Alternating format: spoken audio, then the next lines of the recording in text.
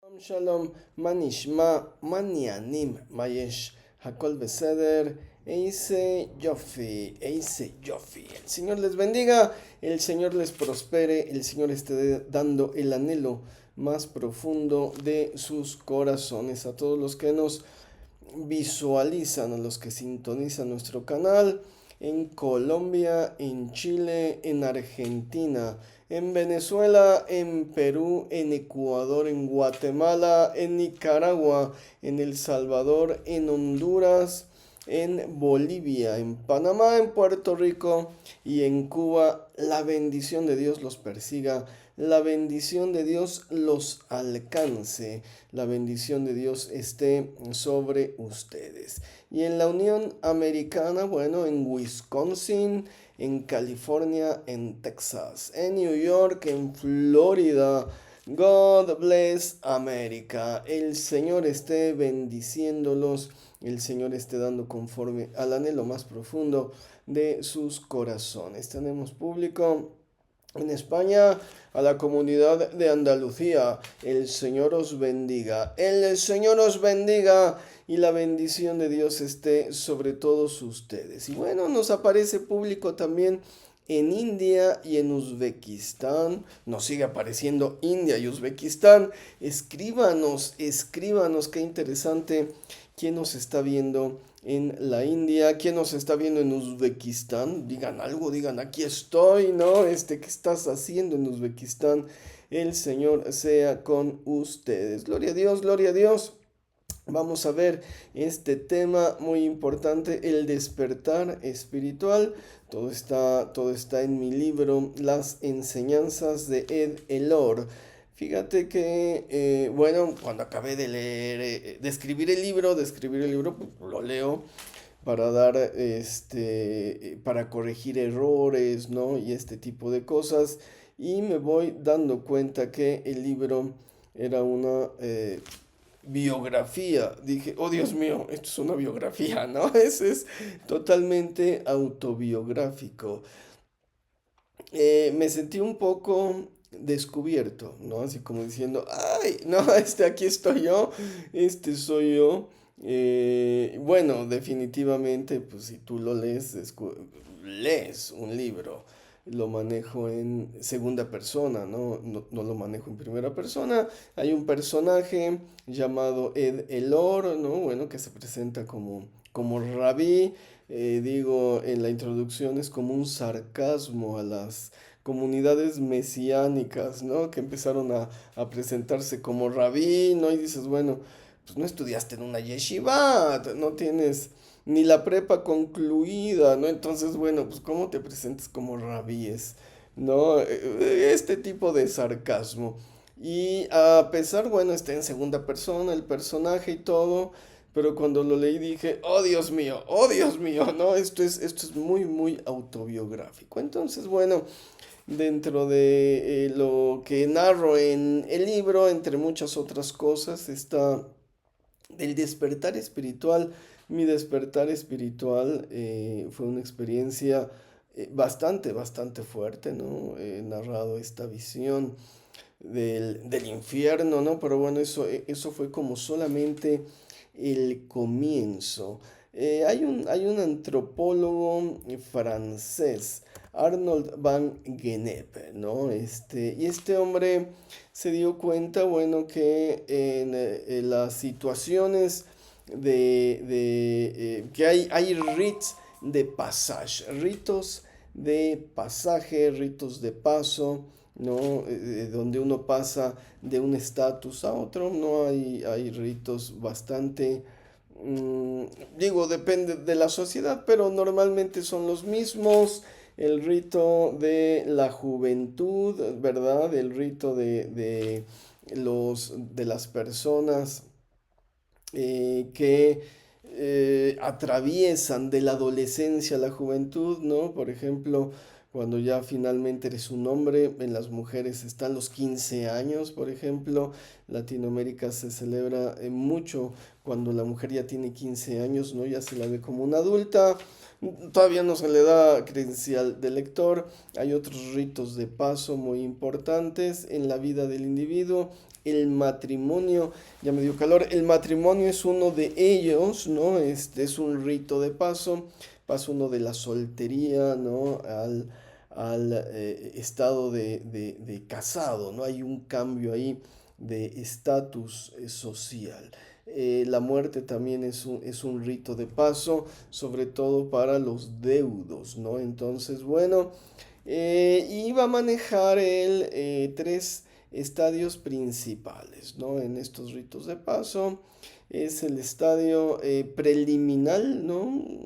Eh, lo van a retomar otros autores, Víctor Turner, La selva de los símbolos, varios autores van a retomar y básicamente son los mismos términos, ¿no? A veces más rebuscados, ¿no? O así, bueno, está el estadio preliminar. Está el estadio liminal y está el estadio postliminal. Dice, bueno, tomamos un ejemplo, ¿no? El adolescente que va a pasar a su estado adulto. Entonces viene el estado preliminar, ¿no? Que sería básicamente el estado adolescente.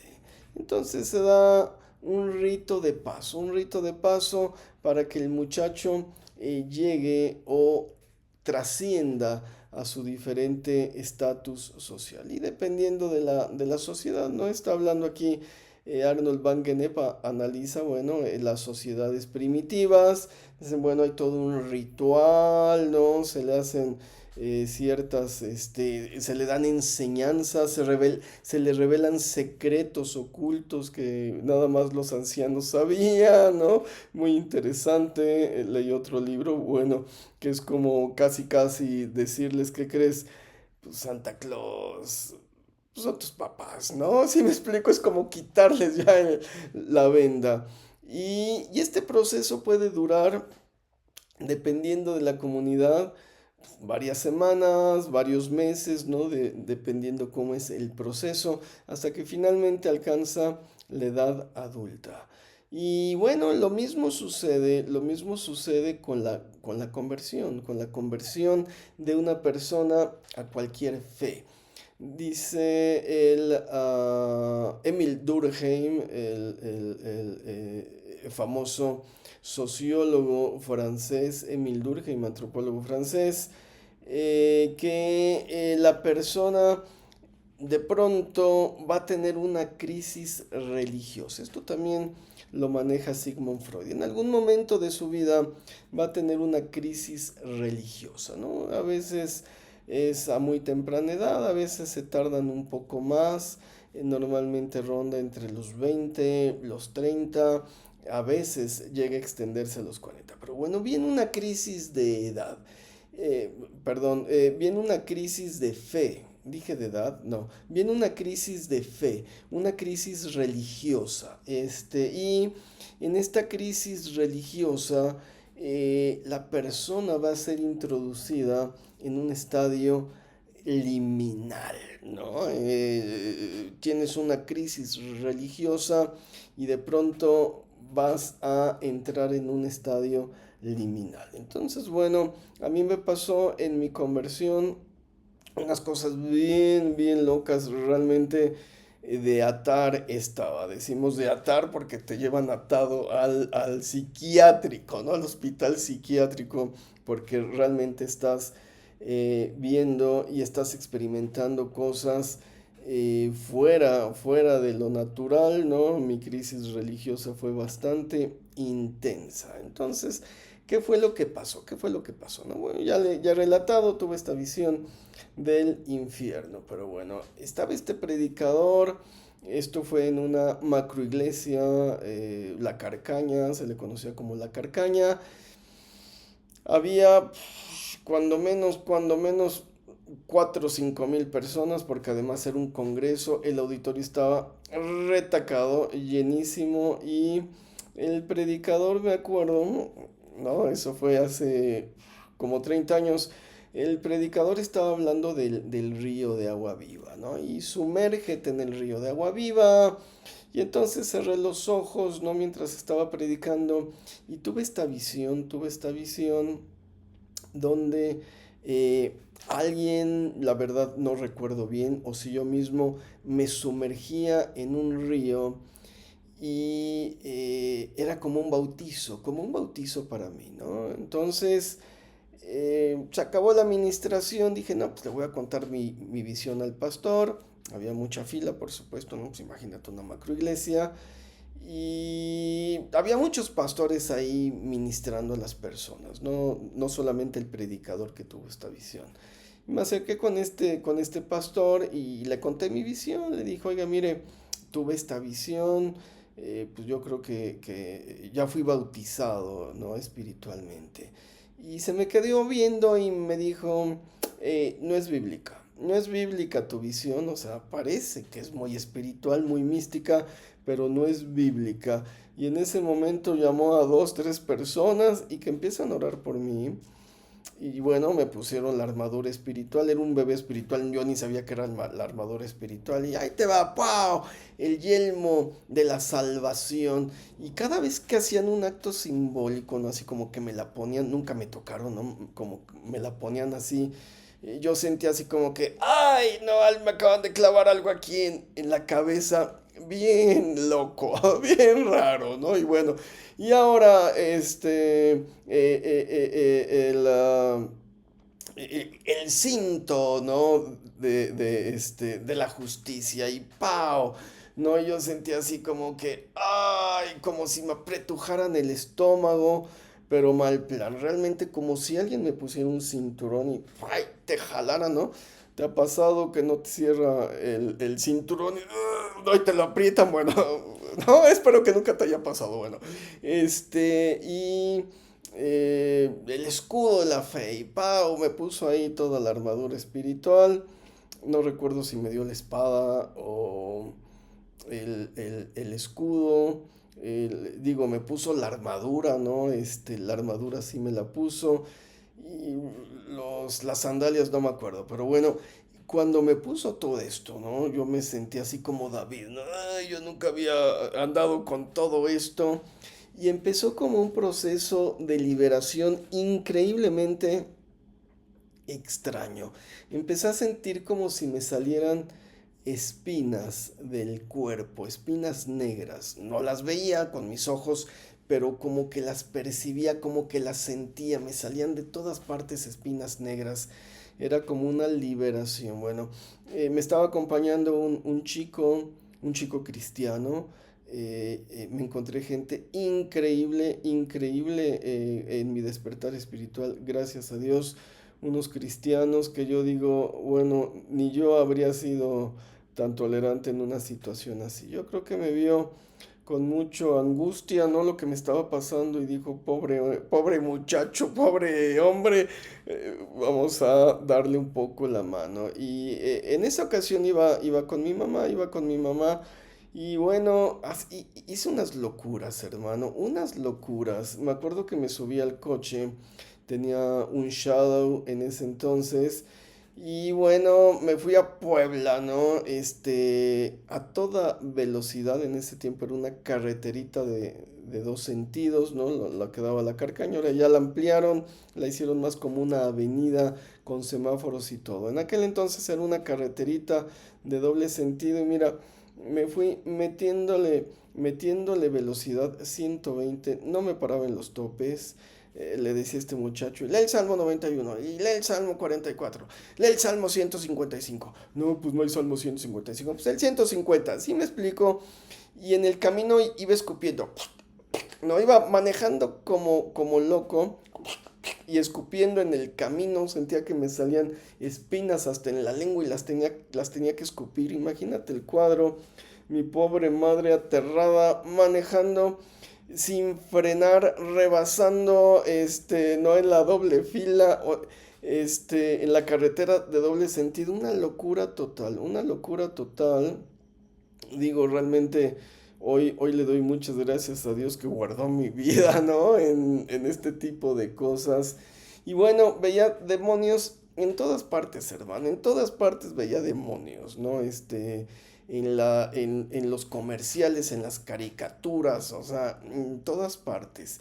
Y, y bueno, estaba tan loco, imagínate la locura, que hay una estatua creo que es de Xicoténcatl, en el centro de Tlaxcala, y daba una sombra, ¿no? Y bueno, fuimos a comer a un restaurante ahí conocido que estaba en la placita, ya no me acuerdo cómo se llama, y estaba la sombra del Xicoténcatl, y yo ni siquiera pasaba por la sombra, decía, pues esta es la sombra de un ídolo, y no voy a pasar por ahí, sí me explico, unas ondas bien raras, no me quería ni sentar en la sombra en el restaurante, no en a pleno rayo de sol, yo decía, yo soy un hijo de luz, ¿no? Y que me dé la luz, ¿no? Y no me voy a sentar en la sombra.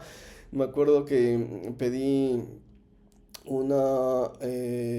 frutas para desayunar, un cóctel de frutas, y me trajeron una piña. En ese tiempo era súper alérgico a la piña, me escaldaba inmediatamente la lengua, no podía ni probarla, y me dijo, mamá, no te comas la piña, te va a escaldar. Y le dije, así dice el Señor, no comeréis cosas mortíferas y no os harán daño, y a comérmela, ¿no?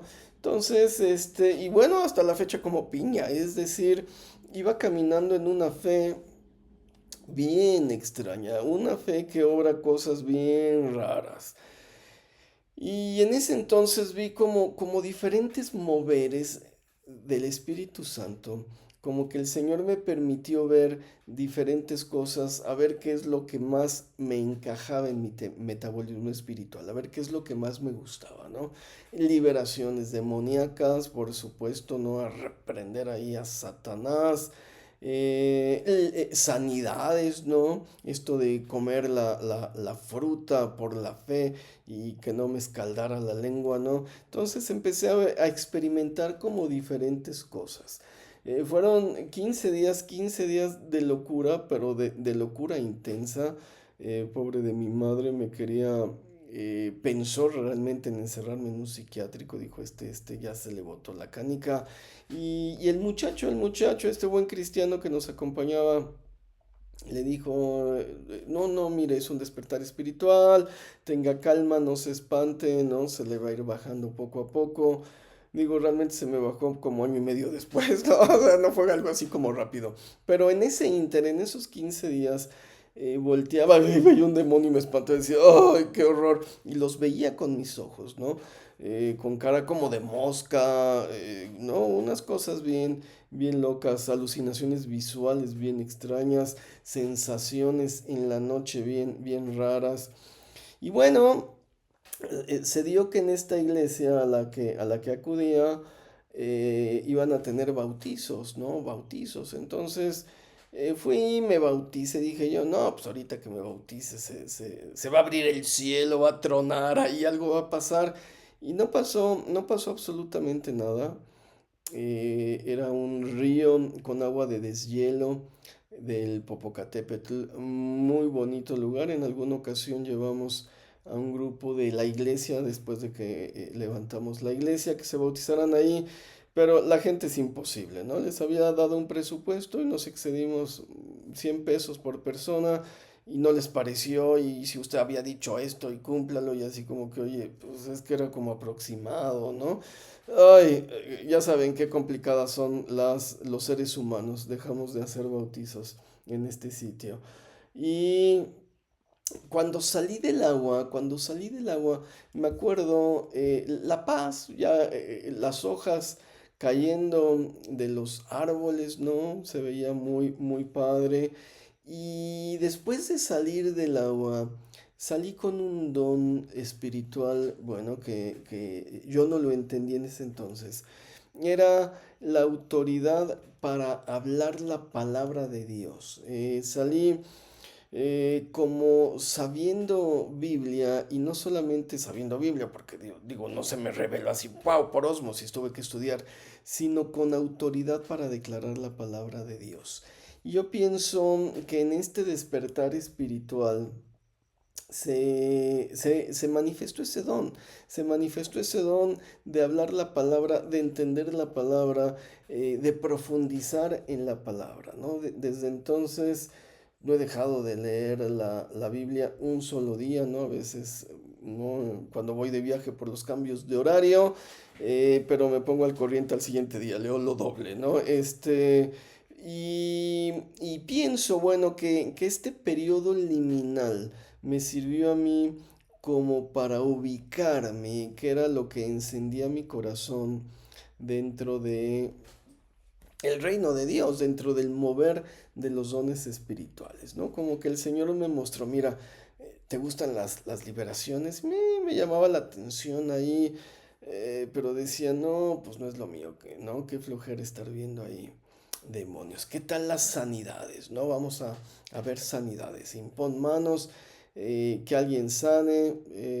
Creo que nunca me pasó en ese estadio liminal, pero digo esto que comí y no me enfermé, ¿no? Bueno, sí me explico. Y finalmente así como que de Dios me enseñó y me dijo, mira, pues lo tuyo es la palabra, ¿no? Siempre has sido una persona intelectual. Leí mucho durante mi juventud, en antropología leí mucho más. Entonces, no, la escritura, las sagradas escrituras me llamaron mucho, mucho la atención.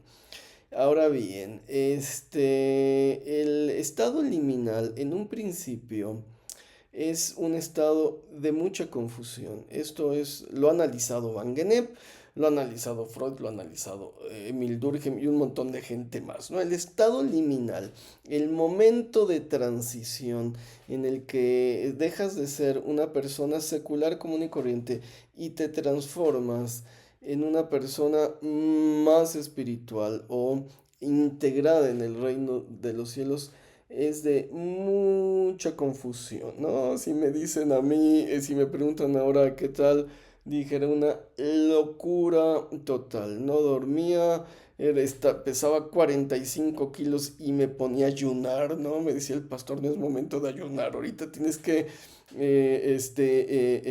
embarnecer y después te pones a ayunar. Nada, o sea, ayuno y si me muero ayunando, me moriré ayunando por Dios. O sea, había una determinación y ocurrían cosas milagrosas, ocurrían cosas, una fe que obraba muy, muy especial. Me acuerdo que vino este niñito a pedirme limosna y pues me saqué no sé cuánto trae, le daría 5 pesos y me dijo, pues con esto no me alcanza. Y entonces le iba a contestar, pues a mí qué, y le contesté, espera en Dios, ¿no? Y así como que espera en Dios, ¿no? O sea, ¿de dónde salió esa palabra, espera en Dios? Y en lo que estaba pensando, el espera en Dios, el niño se cruzó de brazos y me dijo, estoy esperando. Y así como que hasta se me revolvió la boca de, no, o sea, así, ay, no, no es literal, ¿no? ¿Sabe? Y pídele a otro. Y en ese momento se paró un coche y se bajó una muchacha y le dio otros, no sé, 10 pesos o 5 pesos, ¿no? Y el niño así como, ay, Dios contestó y se fue. De ese tipo de cosas raras, ¿no? Sí me explico. Digo, yo creo que ya le había pedido antes a ellos y estos no tenían y finalmente encontraron y se lo dieron, pero este tipo de azar domesticado, ¿no? Que pasan las cosas por algo. Entonces, bueno, por supuesto que fue un periodo de muchísima confusión, pero también dice Van Gennep, ¿no? Después de que pasa el periodo liminal, va a ser como el momento de mayor claridad, ¿no?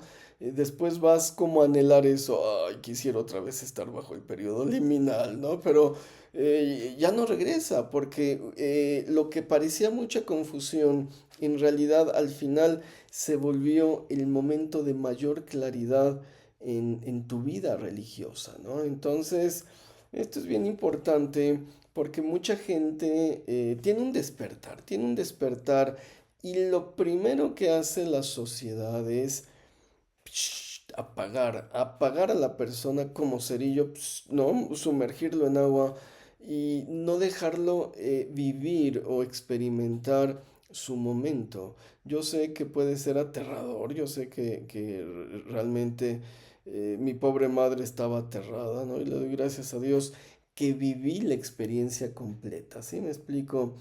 Hay mucha gente que de pronto se espanta, dice, no, mi hijo ya se volvió loco. Conocí a la hija de un pastor que tuvo un despertar espiritual increíble, increíble. Y qué curioso que el pastor pues, no supo cómo tratarla, ¿no? No supo cómo guiarla, la pagó, la pagó. Me acuerdo que decía, no, no, no, que mi hija, no, no, no, que estudie una carrera secular, o sea, cerrado completamente. Y era pastor.